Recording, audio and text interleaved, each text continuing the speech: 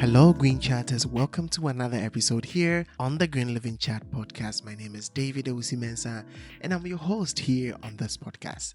On today's episode, super excited about my conversation today with my guest, Alizee Ccm, who joined me on the podcast to dive into going back to the basics of sustainability. We're in for a treat.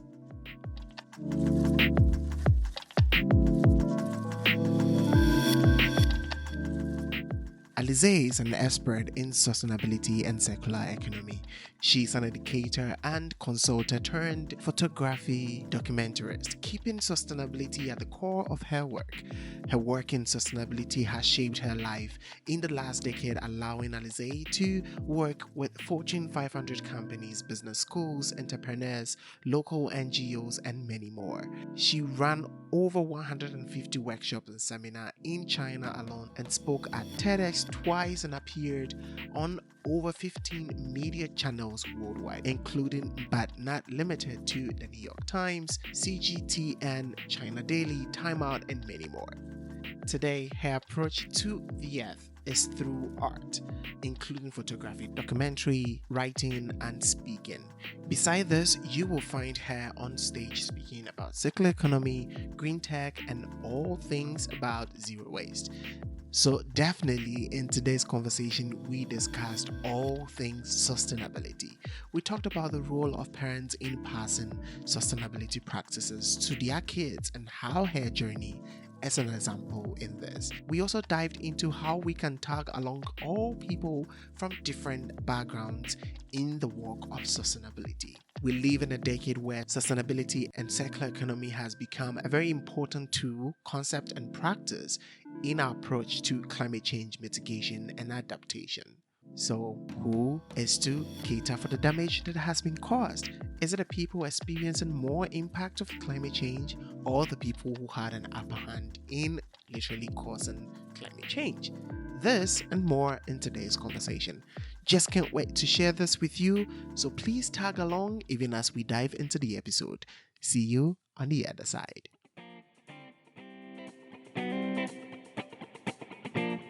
This is the Green Living Chat podcast. Here, we define sustainability, educate, and discuss feasible solutions to achieve a regenerative ecosystem. In a world where sustainability has become a cliche and misused in practice, we bring you inspiring stories from the industry, research and development, and all stakeholders in between. And together, we can promote the sustainability agenda across the globe. This podcast is proudly produced and sponsored by our team at Eco Amit Solutions in Ghana. We come your way with new episodes this and every Sunday at 6 p.m. GMT.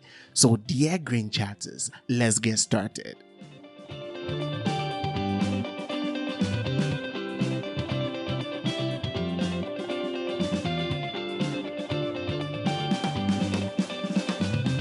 Hello, Alizée. Thank you so much for joining me today on the Green Living Chat podcast. Super excited about what we're going to talk about because I really am enthused about what you're doing, and your passion is very, very infectious. So please, welcome to the podcast today. Thank you so much for having me, David. I'm really looking forward to this conversation, and I'm happy to geek out on all things sustainability with you. Definitely. Yeah. So I'm really excited about what we're going to talk about today. And oh, well, your journey has been so exciting. I spent the last 30 minutes just watching some of your videos and some of the things that you've done. And it's super exciting, the passion with which you speak about sustainability and circular economy and all that. And by the way, your journey is just significant.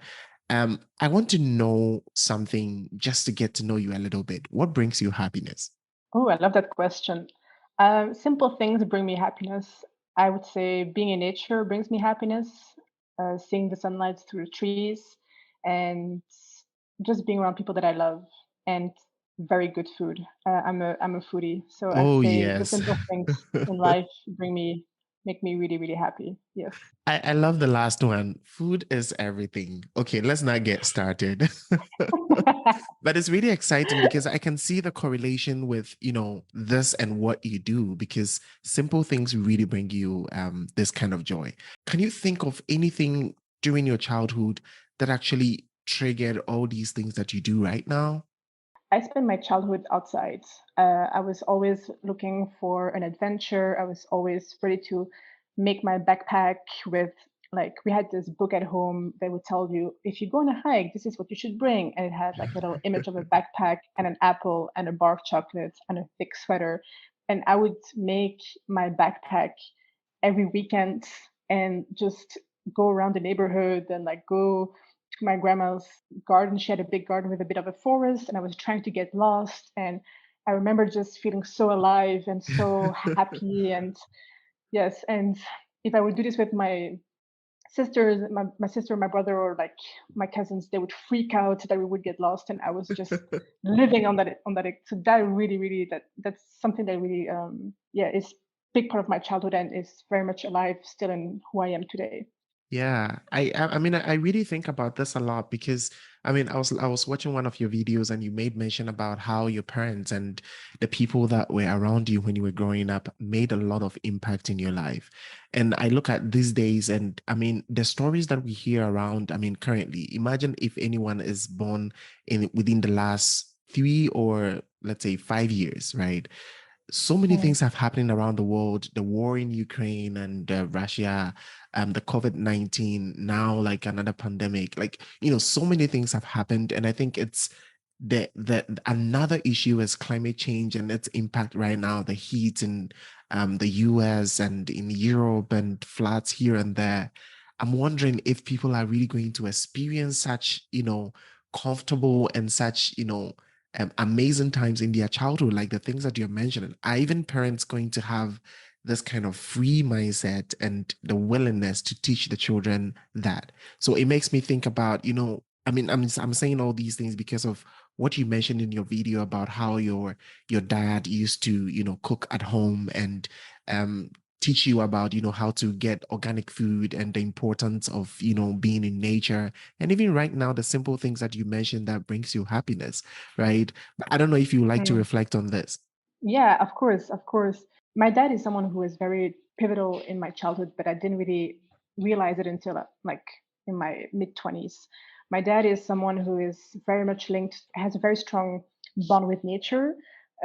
He like would always be outside working in the garden. He would cook at home. He would buy organic food before anybody else. It was very normal for me Yeah. to grow up in a Hmm. healthy environment. One of the things, yeah, that he taught me was to eat seasonally, and that's something that I often mention in my keynotes. Is one of my favorite dishes is stuffed tomatoes. It's minced meat in tomatoes and then put in the oven. It's delicious. And it was the middle of winter, and I asked my dad, I'm like, "Oh, can you please have stuffed tomatoes?" And my dad said, like, "We can't because tomatoes, because it's winter." Like he said, my dad said, "We can't because tomatoes don't grow in winter." And I'm like, "Yes, they do. I see them in the supermarket. Why can't we have tomatoes in winter?" He's like, "No, the tomatoes you see are either like full of pesticides or like they come from a country very far away. Yeah. And currently, we're in winter. Your body needs root vegetables. It needs other vegetables, and tomatoes are just not. So we're not going to eat stuffed tomatoes in winter." And I remember my mind being completely blown, being like, "Oh, okay, that's like." I didn't really understand, but I accepted it at the time.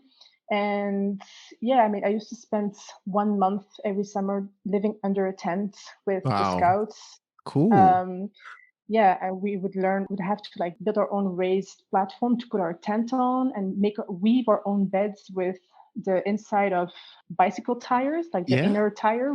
It's elastic, it's made from rubber, and so we would cut them and then build like a comfortable mattress. We would weave our beds.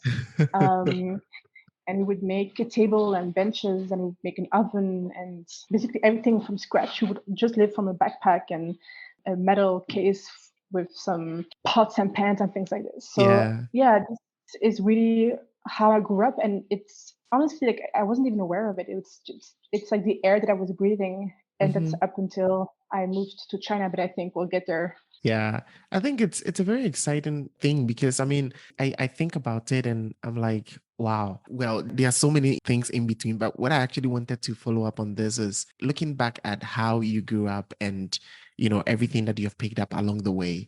What is this might be a little bit challenging, but what is this one thing that you like to pass to your kids?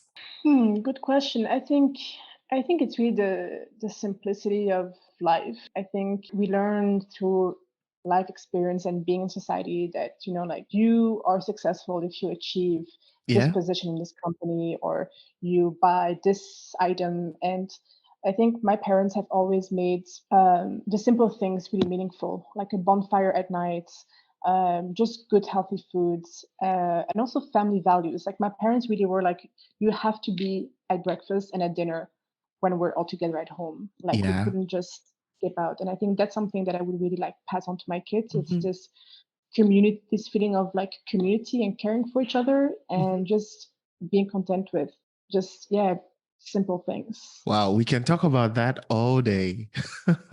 Very interesting. Yeah. Yes.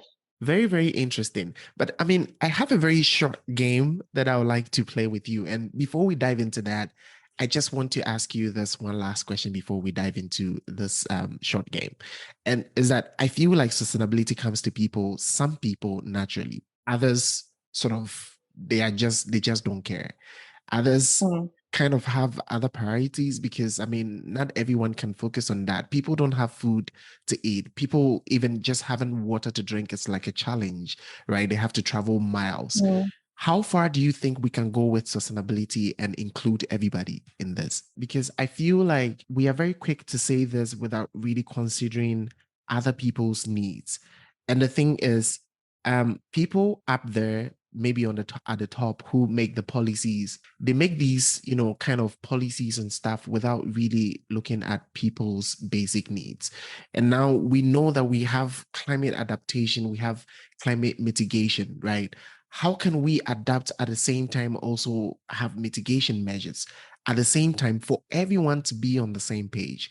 And now we have this kind of, dialogue between producers and consumers, right? Producers can blame consumers at all levels, make all sort of arguments. Consumers can also do the same thing, right, at that level. But then someone at the village in a very local, remote community hasn't even heard of what you're talking about. Like, I mean, what is economy? What is, greenhouse gas? What is carbon emissions? All they know is for the past 3 years, the rains have been behaving funny. They know that the drought has all of a sudden been prolonged. They don't have food. Why do you tell them that, yeah, we need to build this, we need to do this? They just don't care, right? How do we get these people who are like really concerned? And as you mentioned, it's going to look different for people in advanced countries. It's going to look different for people in very low income countries, right? How can we get these people to this level? And there was a very big question that was asked at COP26. And it keeps me thinking because they are telling Africans and people in the global south to now stop exploiting and then look for greener solutions. But then look at the other side. The people in these regions are saying that, well, you guys have developed and it's time for us to develop too. So, what is the argument? We shouldn't wait for the advanced countries to tell us that we should develop sustainably and not exploit. But then we should rather think about it. Who is feeling the impact of climate change the more now? I mean, everyone is not out of this whole issue, but we have to really sit down and think about it. So, actually, with all these things in mind, that's why I'm asking this question. I feel like it's a very complex question. We cannot, I mean, answer it in a minute, but I love this question because I think you're hitting the nail on the head. First of all, I think sustainability is not everybody's responsibility. I think the people who polluted the earth and who are responsible for climate change and everything else is a very, very small percentage of the world's population. And so today, those very same people are asked to reverse and use their money that they used to expand and exploit to now reverse and fix the problem. So I think there is definitely a much bigger responsibility on governments, on big corporations, and of course as well on people who have the means to change. The responsibility should not fall upon the communities who are just trying to survive. But I will say this, and this is something that I learned from China. Like China as well has been a country that is developing over the years. But China, what they did is like they kind of fast tracked in the sense that they said, okay, well, sustainability is a reality that is here already and that is coming, and it concerns every one of us. And so we cannot divide the world into different pieces. So we have to take into account that sustainability is needed. And I understand that communities are like, we don't care because it's like it doesn't concern us and we don't have the means.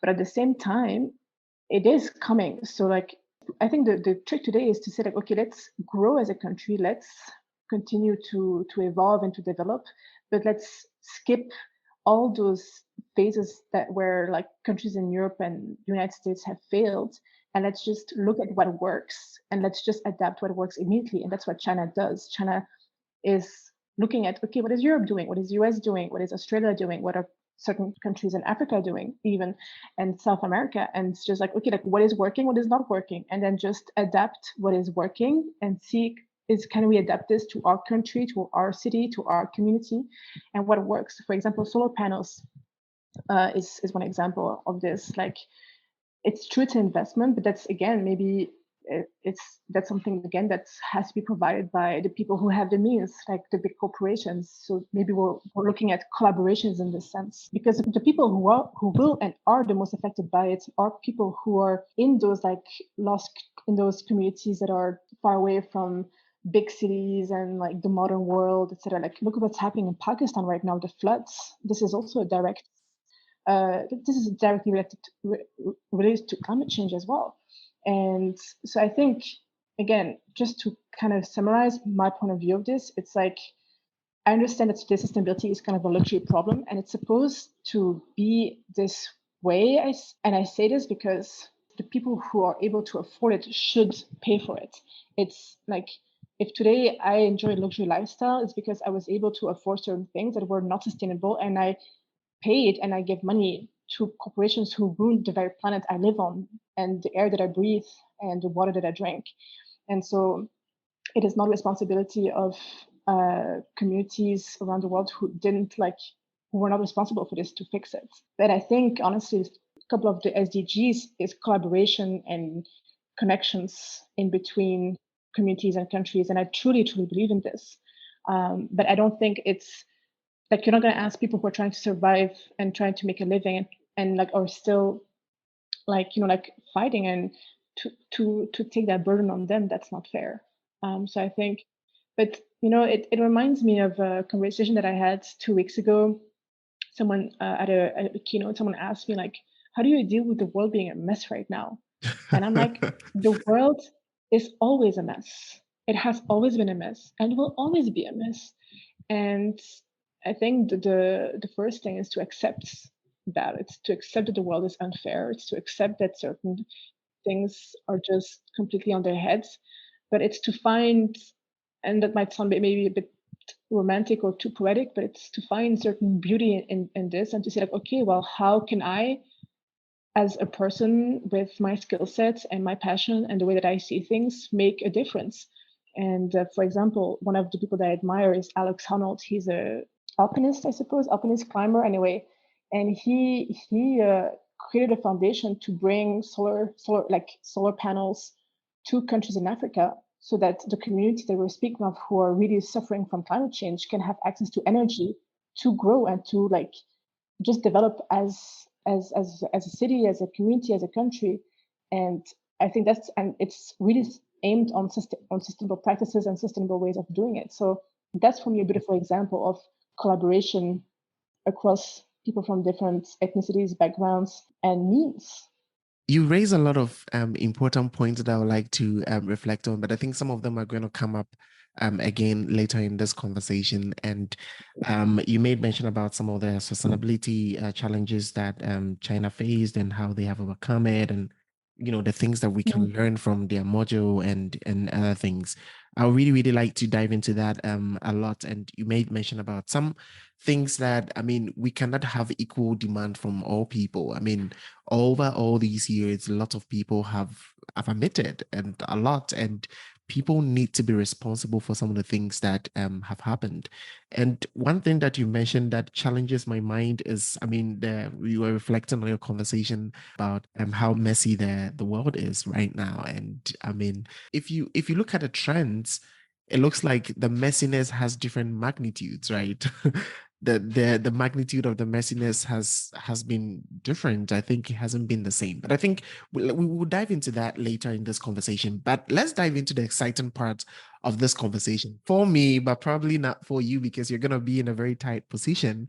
And so let's play this simple game I call GLC game, and you just have the chance to answer the questions with only one word. It's either Mm, you choose a yes or a no, or you choose any word that you think that you want. But I advise you that it's better you use yes or no. okay. So you're gonna hear the questions for the first time and then take your time to answer it with one word. Okay, here we go. Your first Mm, question. Is recycling a responsible or a reasonable sustainability approach? yes. What is the most sustainable country in the world? I want to say Finland. I would really like to see your face doing this. I'm thinking really hard. Okay, will banning single-use plastic make a huge impact in fighting climate change? Banning single-use plastic? Yes. Climate change, who is responsible or who do we have to blame? Producers or consumers? Both. Which industry is contributing the most to climate change? I want to say China. Okay, is being vegan sustainable? Yes. Is working remotely sustainable? Yes. Are the new sustainable solutions like electric cars, solar panels, etc., are they actually green solutions considering the materials, production, and end of life? Yes. Is waste prevention possible? Yes. Cool. You're making this seem very easy for me now. Okay. All right. Okay. So, among all these questions, would you like to pick just two of them to reflect on your answers? Because probably maybe your answers were a little bit too easy to say yes or no. So, which two would you like to pick up and reflect on it? I would like to start with the question where I answered China. So the question of which country is contributing the most to climate change. Okay. Um, it's very hard for me to say because I don't know what every country does. But Exactly. I said China because China has the is able to have the biggest impacts. 27% of CO2 emissions come from China or emitted by China. Mhm. China is the factory and the trader of the world. If we don't have air pollution anymore in Europe, it's because everything has been outsourced to that part of the world. Um, and so I say China because China, as a government, has been putting enormous efforts in reducing CO2 emissions. The head of the country, President Xi Jinping, has, in my opinion, set the most ambitious green goal, which is to be peak carbon emissions before 2030 and become neutral by 2060, which no other single country in the world has topped this in terms of this ambitious. And Yeah. the thing is, China will reach this goal. So I say China not because China is the most sustainable country in the world. I don't think it is, but because of its size and its importance on the markets Yeah. today, Yeah. and the way that their government functions. And we can say whatever you want on this. I'm not going to have a political debate on China um, on this podcast, but what I have seen and what they have put into motion the in just the last 3 years in Mhm. terms of sustainability gives me like a lot of hope. So that's my first explanation about why I think China is contributing the most Yeah. to Yeah. climate change.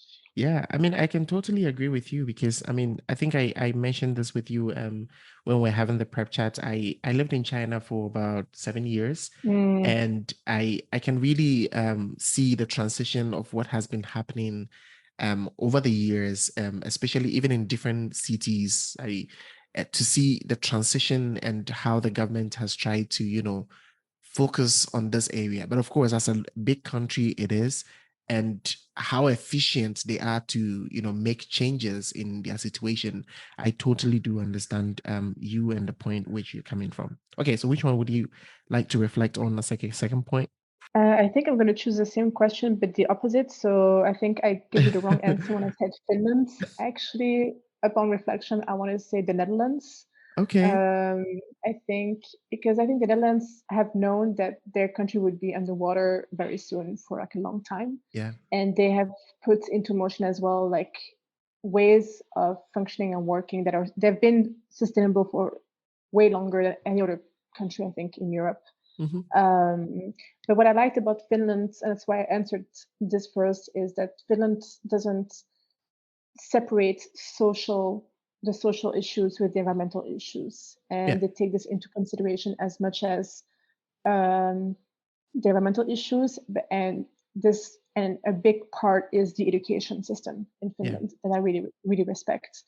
Um, but if I have to really just focus on sustainability, I would actually say that maybe I'd say the Netherlands, because of I feel their citizens are way more aware. They really embody sustainability and sustainable practices in a way that yeah, many people around the world have still to catch up on. So I'd say the Netherlands actually. Interesting. I think there are a lot of things to learn over there, and I would also like to, of course, dive into that to learn more about what they are doing over there as well. But I would also like to reflect a little bit more on the industry and their contribution to climate change. But before we dive into that, I'm sure that, I mean, as everyone has heard in the beginning of this podcast, getting to know a little bit about what you're doing right now after all the experience that you've had as a sustainability expert in China and moving back to Europe to work as a consultant. Would you like to tell us a little bit about what you're doing currently and which kind of services you are open to, and we can dive into some of the solutions you're giving to people in the industry? Sure thing.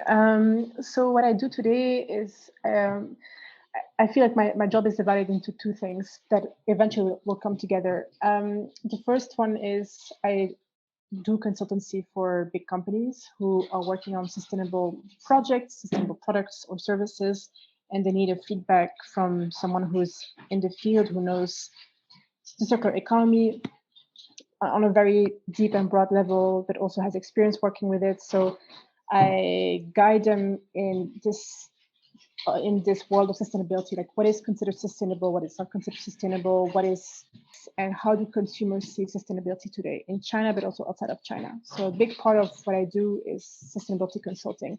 I usually do this either remotely, or like my clients have me fly in for a day or two, and then I sit with them in session, and then we do this. We discuss their project or their product. So Yeah. that's one thing that I do, consulting. Um, the other thing that I do is I am a documentarist. I use that word. So I did a big trip last year where I wanted to interview change makers and document their story and document the values and the solutions that they bring forwards and bring them to an audience in a very entertaining way, which Hmm. means through a book, through a documentary, through videos, etc. And so currently I have two projects that I'm working on. I mean, I have one big project. It's called Kailu. Kailu in Chinese means open roads. Hmm. Yeah, so I did the Kailu project in China last year. I rented an hybrid electric car. I drove around China. I met people who are at the forefront of sustainability or embodying these values or sharing them with their community or really having an impact on their communities. And I wrote a book about it. I finished it just a week ago. And I Nice. took pictures, videographed them. Yeah. And I'm currently releasing a docu-series on YouTube. Hmm. But my dream would be to do this everywhere in the world and just be the next David Attenborough, the next documentarist who goes around the world and sits down with people to understand what does sustainability mean in Costa Rica? What does it mean in South Africa? What does that mean in Italy? What does that mean in China? Because every country has a different culture, has a different way of being and communing with the land, belonging to the land, different way of dealing with money, and we can't just apply blueprints of Yeah. what sustainability is to the world. So what I'm interested in is like, okay, like how do they do it in Ghana, for example, and how can a person in Thailand learn learn from this person in Ghana, or like how can someone in the Netherlands learn from someone who is in Venezuela? So for me, I love being with people. I'm very curious, and I would love to document this. So I just wrapped up the China story. Hmm. So I hope that next year I can dive into another part of the world and hopefully, and by doing this, also serve my clients on the other side who I Yeah. consult with putting bridges in between young startups, young innovators, change makers, and those big companies who have the money to invest and to grow and to make an impact. So Yeah. that's what I'm currently building.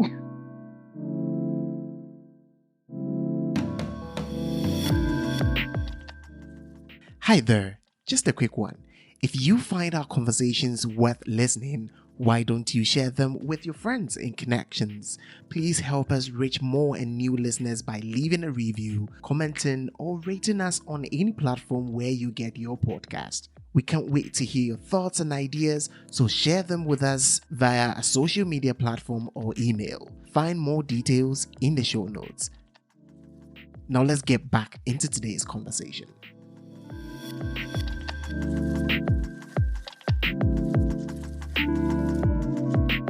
Wow, it sounds really exciting. Yeah, we're gonna put links to this in the show notes if you're ready for sure, and you listening can also dive into it as well.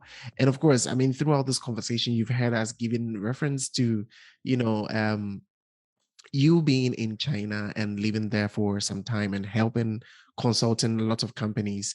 I know for sure that we can dive into it a little bit to tell people, a little bit of what you were doing in China and the experience that you gained and what you think you can also deliver to your clients right now. So I have here opened your website from Zero Waste Shanghai, and you guys were just taking sustainability step by step, educating people and showing them, consulting, organizing workshops here and there on how you can help individual companies with this.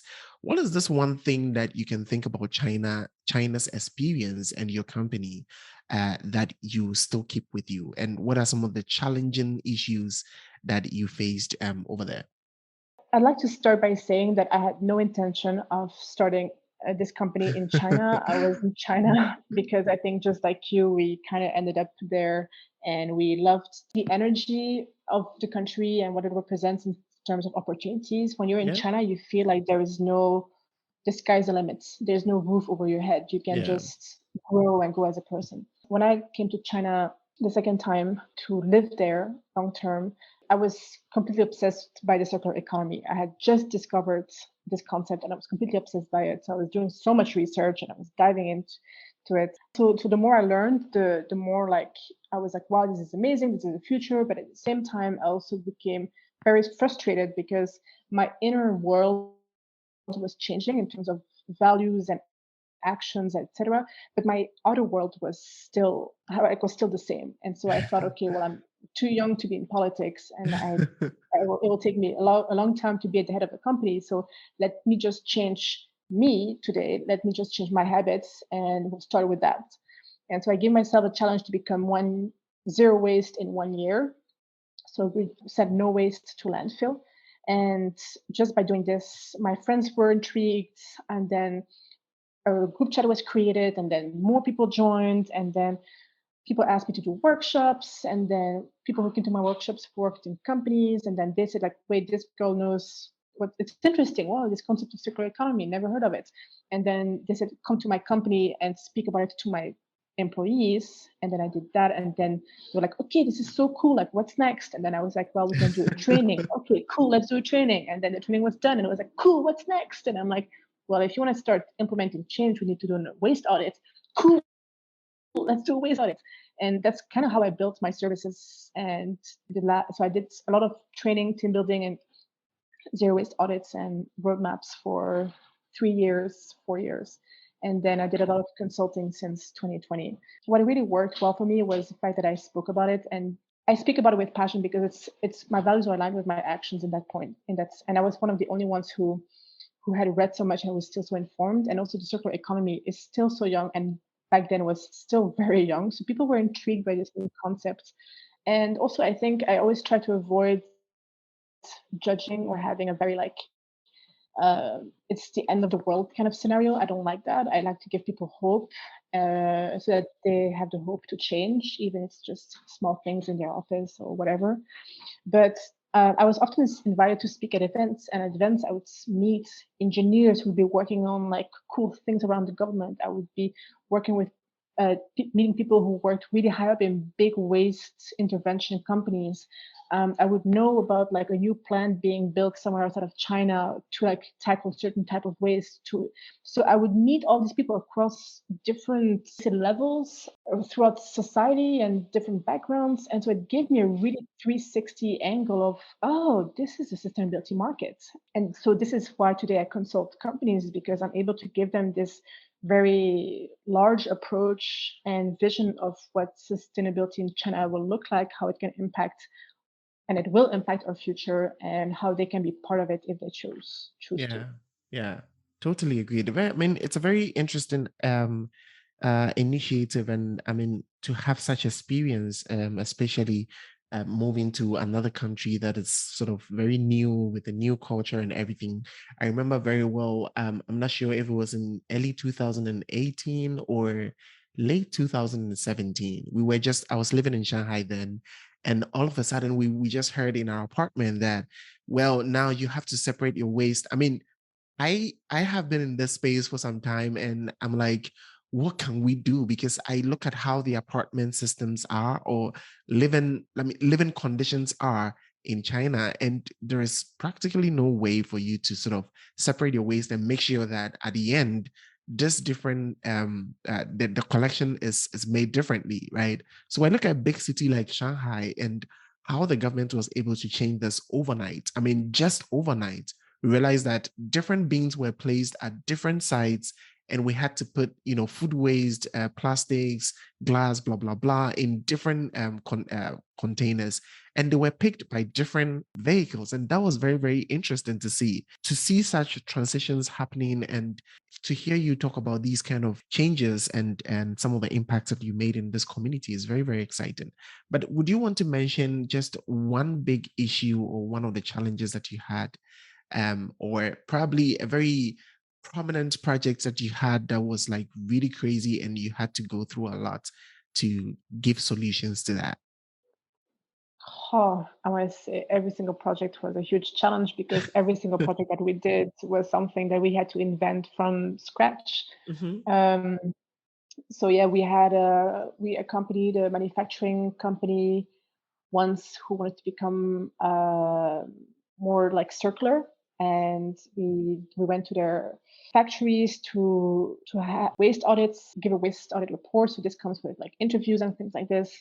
We say like, okay, well, here's the report, here's the data that shows you how much waste is coming in and how much waste is going out, how much waste is being, or resources, sorry, are being lost here and here and here during the supply chain, and the solutions that we see according to the environment you're in. Now, like you mentioned, China since 2019 has been under very strict waste separation protocol, which is, yeah, I mean, it happened overnight, like you mentioned, indeed.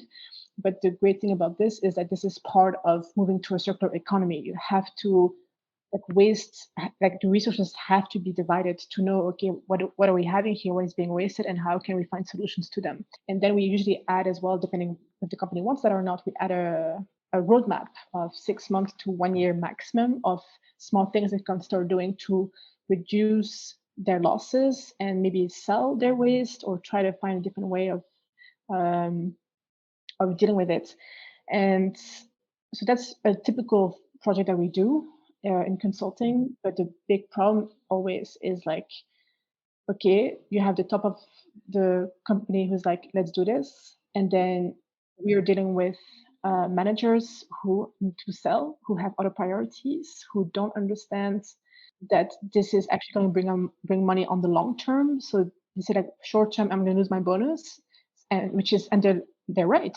So there's a huge lack of coherence between like in what we do, and so the communication that we have to and the processes and all of the operational stuff that we have to deal with, and also like company politics that we're not aware of because we're not working within the company. All of this is very, very heavy to do. And so this is why today, like, zero waste audits is something that I still do, but it's something that usually I try to incorporate now very fast within the company itself. And it cannot be dependent only on me, because if I'm just the person trying to bring changes and implementing change into a company that is like functioning that has a certain way of functioning, and it's just very difficult. And communication wise as well, for like, who am I truly, like, who am I to tell someone that, like, do this and lose your bonus, like, no, of course not. So that's very, very challenging, which is why, like, honestly, consulting for me is great on solo projects, because that's just, I'm giving my expertise and my opinion and my knowledge to someone who is going to take all of this and then deal with all this information on their own within their own company. Wow, this is such an experience. And I think, yeah, it really takes like, this passion and everything to go through, because especially in a community where everything is super new and you had to start everything afresh, really, really appreciate your passion and really thank you for putting all these things through. So let's dive into the latter part of this conversation where we're going to talk a little bit about some of the things that the industry should know. I call this the Instagram style and the reality, right? So, I mean, if an industry should contact you right now, I mean, a very confused, not necessarily confused, but a very passionate CEO, but doesn't know what to do, what should they know about sustainability and their approach towards sustainability? I would say focus on your resources. Resources are going to become very scarce, and if not, and because they're scarce, they're going to cost more. And that's the whole thing around the circular economy, is like, own your resources. So find a way to protect the resources that you have, to get them back, and to keep them looping around within your company. So whether that means to either source your resources closer to where you are based, where you produce, if you're a manufacturer, or if it's about having, like, investing in back into the land, investing back into the supply chain, into the people. It's really about the resources. Just take care of the piece of land that you use, and understand that it's not just a take. It's a give and Yeah, take. yeah. There's a conversation happening there, and I think many companies today think like, yeah, like they don't take it seriously. But for me, that's a really big thing. It's like, don't, like, let's move away from the throwaway culture, and how can you really own your resources. And for example, one industry that has really understood this is a coffee industry. The coffee industry knows that since the last years, in the countries that produce the most coffee production is going down every year. Is going down. um, the quality is not the same, and that's because we just take and we don't, and it has to go very fast, and also the environment simply is changing and it's becoming less beneficial. So the coffee industry, the big manufacturers, they own their resources today. They own pieces of land, and they try to really take care of the people that grow them. Not all of them, of course, but there's a huge investment that goes into the land today in many big coffee companies. And I think that's the first thing. The second thing that people should know is that people have to invest in becoming again more local. Because we're so, like, it's so amazing to say that you're a global company, that you're globally, like, producing and sending and da da da. But I think the future is going to become way more localized.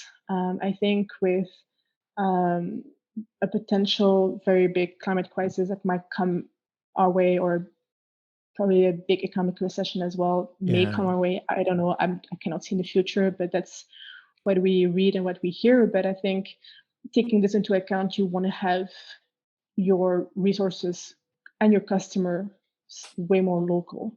And I think there's a huge power to be found in, like, smaller communities, even within big cities, like neighborhoods, communities, and really nurturing this. And I think, as a company, as a startup, as a brand, really harnessing Yeah. the power of local communities is something that's going to be a big part of sustainability. And that's just the things that people don't know. Like, I'm not even talking about plastic. I think plastic is, anyway, that's something that will evolve on its own, I suppose. It's literally everything that we do and wear and have. But I think those are the two big trends that I keep telling my clients. It's like resources and communities. And Yeah. it sounds very woo-woo and maybe like almost borderline hippie, but I truly believe that that's where a lot of opportunities and growth and money and well-being will be. Yeah, yeah, I totally can relate with that because actually, what I wanted to mention on that was this issue you mentioned about localizing, your company. Because now I think the targets are, let's get global, right? Let's get to other regions. Mm. Let's get here and here. But then what about maybe partnerships to sort of replicate some of the things that you're doing in other regions so that we can reduce transportation and, resources and blah, blah, blah. Because now I think because of this globalized, system, you look at, let's say, this is very relevant in the fashion industry for sure, that I mean, the cotton is planted in the far east of the world. The materials are made probably in another area and is brought to another country for the sewing, blah blah blah. It's like so many supply chains involved in this, and I think this is also really contributing to that effect. And I think you mentioning that thing of resources and community, it's super important. It's something really to reflect on and think about it over and over again. Wow, exciting. But what about the Instagram version of sustainability? What should we be aware of that is sort of greenwashing and is really not sustainability? I mean, in terms of the industry, what should we look out for? Anything that they say is like single use, but don't worry, it's compostable. Like, no, stay away from it. I hate it. I hate it. Uh, it's the problem is, okay, plastic is a problem. I agree, but let's move away from the single use. The single Yeah, use anything is just detrimental. Like for example, earlier you asked me as well, is going vegan sustainable? Yes, definitely. Is eating meat not sustainable? I mean, has been part of our diet for like a very long time. Of course, am I going to tell nomads in Mongolia to not to stop eating meat? No, like 60-70% of their diet is meat. But the thing is, like, they don't consume meat on an industrial basis. yeah, So, what the problem today with our economy and with just capitalism in general is the fact that eating meat in itself is not truly a problem. But the thing is, like, today, you don't go into your garden, take your chicken, slaughter it, to eat it. You go to the store and you buy it, and yeah, you can't even see the chicken on it. There's no feather. There's nothing. So that's the problem. It's the fact that we industrialize big thing. The same goes for oat milk. People say, "Oh, I'm drinking oat milk, so like it's better for the planet. No cows like hurt." Yeah, that's true. But the same thing is like now you hear that like or like soy milk, for example. It's like now everyone is growing like mango trees and soybean things and corn everywhere to make those single-use throwawayable products, and that's just not sustainability. I'm sorry. Like the yeah, problem is not it's your lifestyle. Like you don't even connect with the animal that you're eating because you don't know the animal. The animal has never touched grass or seen the sun. So I think so that's the problem. It's industrialization of all these things. Eating yeah, meat in itself is not a problem. Having an avocado in itself is not a problem. But did avocado come from Chile and you live in Belgium, or like are you actually like, or did it grow in your backyard? So the Instagram versus reality is like just anything that you say like, oh cool, plastic bag but made from corn, so it will biodegrade. It will only biodegrade if you put it into your compost bin. But do you? Do you own a yep, compost bin at yep, home? No, you don't. Probably don't. I mean, big part of what I did as well in Shanghai was putting urban compost bins in people's apartments. So I mean, sure, if you have one of those, do it. But but don't rely on the system to take care of it because the system today, except in China, doesn't exist. yeah, And even in China, it's existing, but it's not there in every single city. But so I think that's a problem. It's like no, like just reduce the waste, and anything that goes into that black trash bag, will either go to landfill or being burned or end up in the ocean. So for me, that's the biggest thing. It's just yeah, single use anything. Yeah, it's yeah. all. Yeah, I should actually write an article about this. The Instagram versus reality. We should co-write this article. Definitely, definitely. I totally agree with everything that you're saying in here. And I think, oh gosh, we can talk about this all day, all year, probably. Because I mean, I think that the idea of single use is really, really, really, really not good. Like, I don't know where we got with this. Actually, months ago, I think last year or so, I had a graphic designer to design this poster for me because I was thinking about this, that why do we take, so much energy, transportation, resources, investment to drill oil or to, I don't know, exploit some, resources, go through all that months and workmanship and everything to produce a product and just use 5 minutes to use it and dispose it? It really doesn't make sense. It's like you're not really appreciating the efforts, of going through all that, not to even think the impact that it has on climate and the emissions throughout its life cycle, right? And it really, really, really doesn't make sense. Yesterday, I saw a video. I don't know how true this is, so I have to say that for sure, that I saw some buildings are being collapsed in China. And I think because they are like, in China, we have this ghost cities that people are not, Mm, living in those buildings anymore. And yeah. oh my gosh, like several buildings have just been collapsed.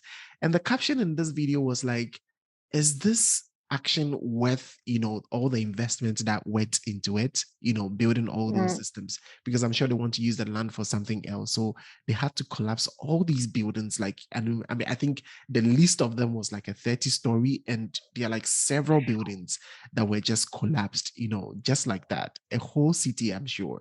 And this is like really wow. crazy. It's like, how can a building now become like a single use, So I it's know. like really crazy. Like this system of single use, I think that, I mean, in as much as we talk to the industries, they have to be very careful about this, that whichever product that you're bringing in, I mean, Alizée made mention of, your resources and the community wise. Think about the scope. How can you scale up your work and get enough money to support you and your employees, right? And at the same time, Yes. think of the environment as well, because you can take resources locally, you can take, materials locally and produce locally and support the local, economy without exporting or, thinking of, bigger ways. But then what do we say to those people who are already scaled up, like, all the big names that we know, Walmart, Amazon, blah, blah, blah, Coca-Cola, all these big factories and other, how can they actually come down and scale up their work to, contribute to circular economy? I was listening to a podcast yesterday, and they were mentioning how Timberland and Coca-Cola are bringing in sustainability into their system, and it's about, Mm, using reusable materials and, checking the materials that they use for their bottles. And I think Timberland is also looking at like material wise or something like that. But it's really funny because at the end of the conversation, they mentioned that the issue is that this changes comes with a lot of resources, because the machines that they have to use for, these kind of products are more expensive, and they use more space and blah blah blah, energy consumption. So now I look at it and I'm like, what have we really done to ourselves? I mean, to go back to sustainability is like really crazy, and to adapt it at a very global scale is like super, super, super. It needs a lot of work, right? So, I yes. mean, we can talk about this, I mean, for a long time, but I think the conversation really needs to go on, because we definitely need to start from somewhere. So consumers get to know that, hey, single use is, it doesn't make sense. So you have the chance to tell these companies with your money, when you go buy the things Yes. that you think that are more sustainable, or you have done your research to know are sustainable, this will speak the industry as well to go that way. Interesting. So we have talked about a lot of things. Now, how can people support the projects that you're doing? How can people collaborate with you, even as we end this conversation? Yeah, I'd say interact with maybe content put out. So, for example, like you said on LinkedIn, I put out videos. I try to keep them short and interesting and fun and inspirational. So I think just interact, I think, with those. If you want to watch what's happening in China and my trip, go on YouTube. I will give the link to you so you can add it Yeah. to the show notes. Interact with me. I think that's the best way that you can do to the best thing you can do to work with me is to interact with me. And if you want to work with me, if you want me to, if you want to work with me and you want me to cover your story, if you're a change maker, I want to become a full-time documentarist. So that's really what I do the best. I what I love to do the most. And I think, yeah, just interact with me and share with me just kind of like what you did, David. It's like, hey, I'm David, this is what I do, like da da da. This is what I love the most. So I'd say this is how you help me and you can collaborate with me. That's the easiest way to get started. Yeah, exciting. So yeah, I mean, I'll just add up to it that I mean, if you've listened to all the conversations that we had, I know that we tackled briefly on everything, and definitely I'm gonna call on her again to dive into deeper, depending on sort of the feedback that we get from you. But if you want to know more about this, I mean, she does this on a daily basis. So dive into the show notes for her contact details or for her platforms on how to reach out with her and get to collaborate with her because I mean, I see her work as very fascinating and it comes from a place of passion. So, of course, we don't bring the Instagram version in here. So, dive in there to get to know more. Yeah. But before I let you go, thank you so much for making time for this podcast and this conversation. I know you're on a trip and you still did make time for this. If you do have the chance to change one thing about human behavior towards the environment, what will be that one thing that you do? I want people to connect with themselves more. Human behavior, I think it's just having more compassion for yourself and more love for yourself. Because if you have this for yourself, you can have it for others. And I think, and if you have it for others, it means you also have it for the environment. I think that's really at the root of today's disbalance or imbalance. It's that people are not compassionate with themselves, they don't have love for themselves, and it translates in their relationships and their relationship to the earth. I think that's the biggest thing I would change. Well, this is an amazing answer. Thank you so much for making time for this conversation and super, super, super excited about everything we talked about and you making time to share your insights with us and our community over here. So yeah, really appreciate you coming. Thank you so much, David, for having me. It was really so much fun, and I hope we get to talk again in the future. Yeah, I definitely hope we can do that again for sure. Hey there. Thank you so much for sticking to the end of this episode. Now there is a call to action. So why don't you engage with our community of green charters on our social media platforms? Find more details and links in the show notes. Get involved with the podcast by emailing us at glcpodcast@echoamitsolutions.com or DM via social media platforms. We cannot do the same things expecting different results. The urgency of climate change demands actions now and not in 2050. So, dear Green Chatters, see you on the next episode and remember, live green.